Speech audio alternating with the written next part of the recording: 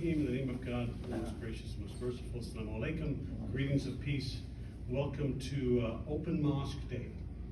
Now, Open Mosque Day is where they ask you to be part of a panel to share your reflections on what it's like to grow up around here. And then you realize you're the only one able to remember what it's like to grow up around here. So I'm the stuckee.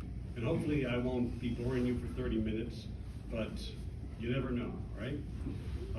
As my friends know, I start every discussion with a preface or two. Okay, in this case, 3. I'm going to preface this with 3 things. 1, I'm going to forget a few names, okay, here and there. So forgive me whether that's for brevity or just I just don't remember.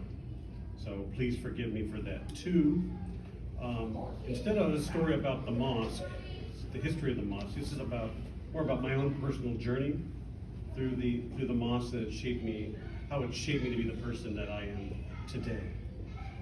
3rd, and this is the best part, okay? My plan is that for the first 5 minutes is to, with these papers here, is to bore you to sleep. And then my wife and I will tiptoe out the hall back to our car and drive home to watch the Rams game. Right? Sound good? Who's with me? Okay, we got a couple of people. No? All right. I tried.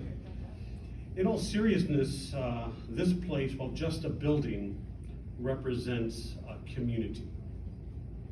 I've been part of the Islamic Center since 1975. See, I'm old. I was 11 years old at that time. Where we started, well, at least when I started, we were on St. Andrew's Place, which is a few blocks from here. What makes a community? It's like a marriage. It requires a lot of give and take. You give and it takes. But when you really need it, it's there for you. And I will get to this later.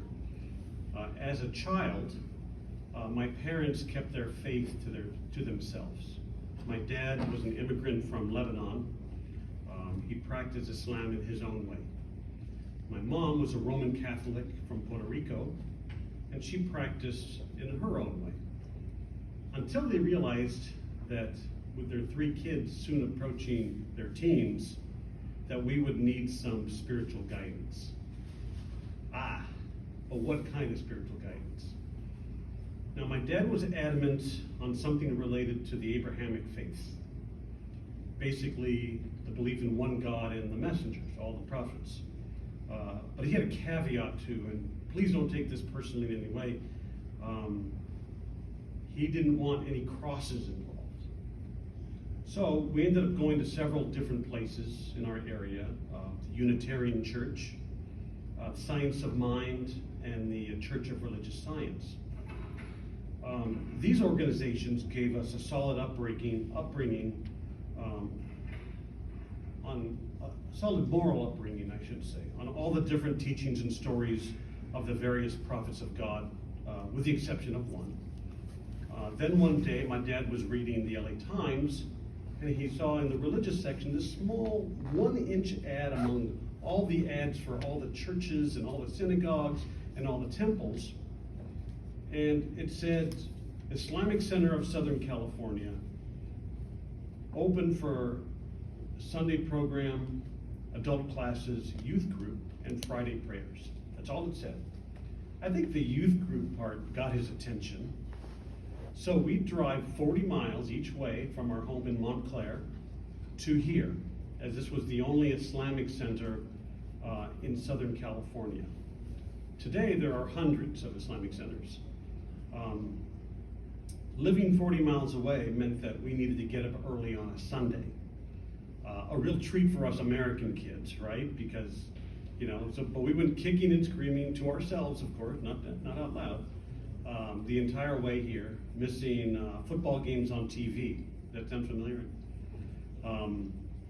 And we didn't start to return home till after the prayers here, the afternoon prayers, so we didn't leave till 2 o'clock. As I got older and more involved with the center, the tables were turned. All the activities for the youth, there was a youth group, but then they'd all go out afterwards. And I would miss those opportunities because we left right after the afternoon prayers. Eventually, though, many of us from those youth group days became lifelong friends, and I am friends with many people from the center still to this day. In fact, there's a group of us that have been playing basketball for more than 40 years. I know I don't look like it, but we got a nice outside show. When we moved to this center from St. Andrews to here to 434 South Vermont, my mother would spend her time what I call a squadron of other mothers. They were mostly American-born, white, with Christian upbringings, and all very strong, active women. They were married to Muslim men of every imaginable race, culture, color, nationality, language, and accent. And these women would actually lead this center in every imaginable way. When my mother passed away in 1981, I was just 17, this community rallied for our family.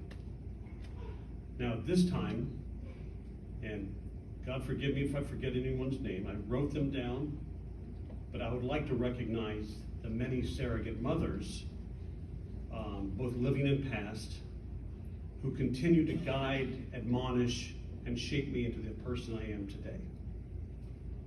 And like I said, forgive me if I say anything wrong or I forget anyone's name, but Mrs. Alfie, Mrs. Adaya, Mrs. Dada, Mrs. Patricia Awad, Ruthaline Akbarut, Mrs. Sakina Hamdan, Mrs. Jane Alfara, Mrs. Idrus, Mrs. Uzgar, Mrs. Luli Nazif, Mrs. Hakim, Mrs. Lamish Hashim, Mrs. Al-Mariati, Dr. Raga Hatut, Mrs. Yunus, Ida Afman, Mahassan Shahid, Mrs. Qureshi, Mrs. Wahid, Mrs. Shindi, and Mrs. Rahmani.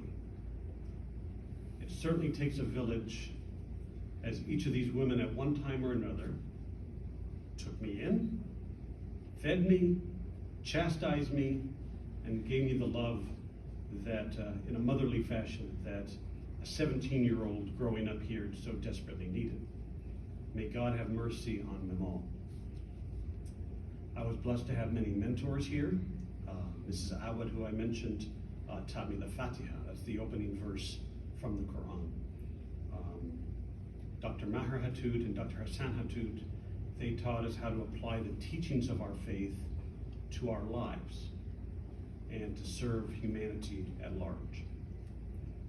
Dr. and Mrs. Alfie taught us through their example the importance of generosity and dreaming big, but also the importance of doing the little things, like putting things away. I can remember when we were at the old mosque, we didn't have a lot, it was a house. It was literally a house as a center. And we would have chairs set up like this for the lecture, and then when the lecture was over, we had to fold up the chairs, put them on the side, and use that as a prayer area. And she led the way. And if there was garbage on the ground, she would pick it up. Always the example.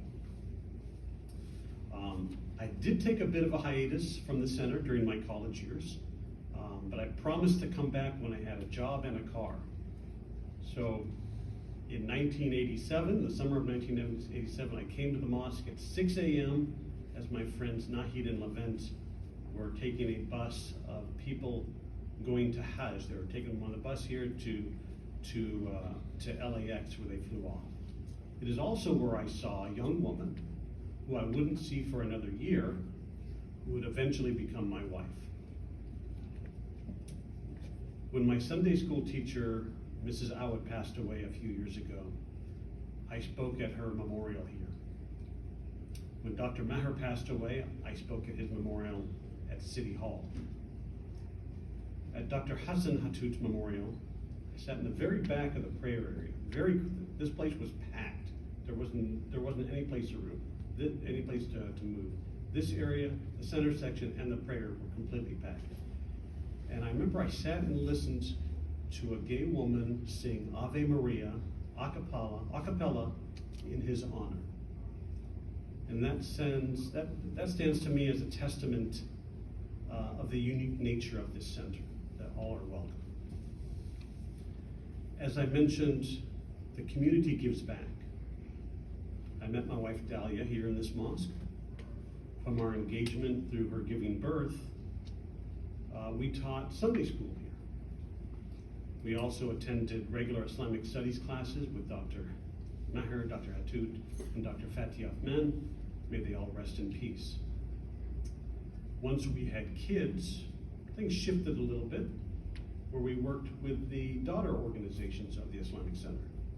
I served as a secretary and as a vice chair for the Muslim Public Affairs Council. I worked with the Minaret magazine, and my wife and I both took turns serving as secretary of the board for New Horizons School in Pasadena. We were also very involved with interfaith activities and community outreach. That is a hallmark of this center. Especially after 9/11, we needed to show the world that we weren't monsters, that we are humans with families and feelings and respect for life. Both our boys grew up here and attended New Horizons School in Pasadena from preschool to 8th grade. And while they weren't active members of the youth group here, many of their closest friends today are the children of our closest friends who grew up here. When my father passed away during the pandemic, the center sent out his obituary via email within the hour, which was greatly appreciated by the family. Wrapping up, I told you I wasn't going to take half an hour, and you guys are still awake, so congratulations. I'm going to miss the game, but that's all right. Yeah. My neighbor Ray, who lived across the street from us, he was not a religious person. And when he was on his deathbed a few years ago, his wife Lola brought in a priest because she felt it was important for Ray to have something to hang his hat on. How does that relate to this situation? Well, when the company I worked for decided to move its headquarters and me to Washington, D.C., the decision to not move was made easier by my investment in this center and in this community. I could give up my job and all the chances I had for advancement, but I could not leave behind my childhood friends nor my community. It was here that I built lifelong relationships, buried my mother, met my wife, raised my kids, honored my mentors, learned to give back, to live a life of purpose, and become part of the community, a community.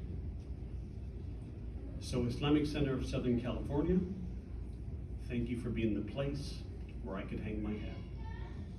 Thank you.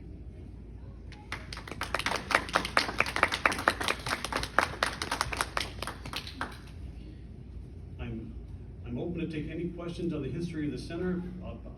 Like I said, I can remember some things.